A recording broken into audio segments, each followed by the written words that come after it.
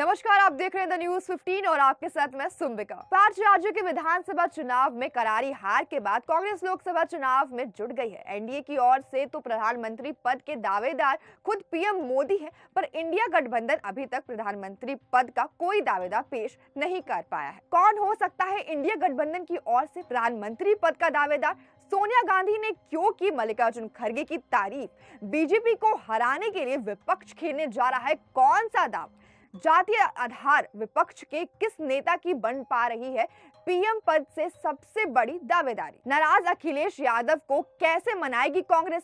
आइए आपको बताते हैं कि लोकसभा चुनाव के लिए क्या है कांग्रेस की रणनीति। विपक्ष ने भले ही इंडिया गठबंधन बना लिया हो, भले ही पटना, बेंगलुरु और मुंबई में इंडिया गठबंधन की मीटिंग हुई हो, पर अभी तक ना तो सीटों का बंटवारा हो पाया है और ना ही प्रधानमंत्री पद का दावेदार किसी नेता को बनाया गया है। कांग्रेस की सर्वा मानी जाने वाली सोनिया गांधी ने दिल्ली के एक कार्यक्रम में कांग्रेस अध्यक्ष मल्लिकार्जुन खड़गे की तारीफ कर राजनीतिक हलके में विपक्ष के प्रधानमंत्री पद के लिए चर्चा शुरू करा दी है। सोनिया गांधी के इस दाव के बाद मल्लिकार्जुन खड़गे विपक्ष के प्रधानमंत्री पद के प्रबल दावेदार के रूप में उभर रहे हैं। दरअसल गांधी परिवार ऐसा कोई मौका प्रधानमंत्री मोदी को नहीं देना चाहते हैं कि जिस पर उनको घेरने का मौका मिले। मल्लिकार्जुन खड़गे को प्रधानमंत्री पद का दावेदार बनाने पर सोनिया गांधी एक तीर से 2 निशाने साधना चाहती है। एक से तो वो है संदेश देना चाहती हैं कि गांधी परिवार अध्यक्ष और प्रधानमंत्री पद से बहुत दूर है। दूसरा, वह दलित कार्ड खोलकर मल्लिकार्जुन खड़गे के नाम पर पूरे विपक्ष से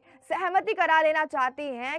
हालांकि 5 राज्यों के विधानसभा चुनाव के परिणाम के बाद इंडिया गठबंधन में सहयोगी पार्टी समाजवादी पार्टी के मुख्य अखिलेश यादव ने कांग्रेस के खिलाफ मोर्चा खोल दिया है।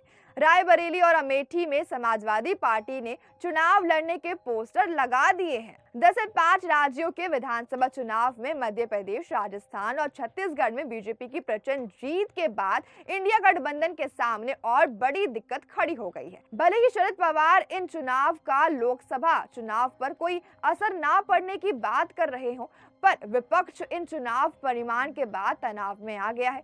अब कांग्रेस ही नहीं बल्कि विपक्ष के सभी पार्टियों के पास मल्लिकार्जुन खड़गे मजबूत दलित चेहरा है। कर्नाटक में यह चेहरा कांग्रेस के काम आया और लोकसभा चुनाव में भी मल्लिकार्जुन खड़गे को कांग्रेस आगे करना चाहती है। यही सब वजह रही कि सोनिया गांधी ने दिल्ली के एक कार्यक्रम में उनकी राजनीति की जमकर सराहना की।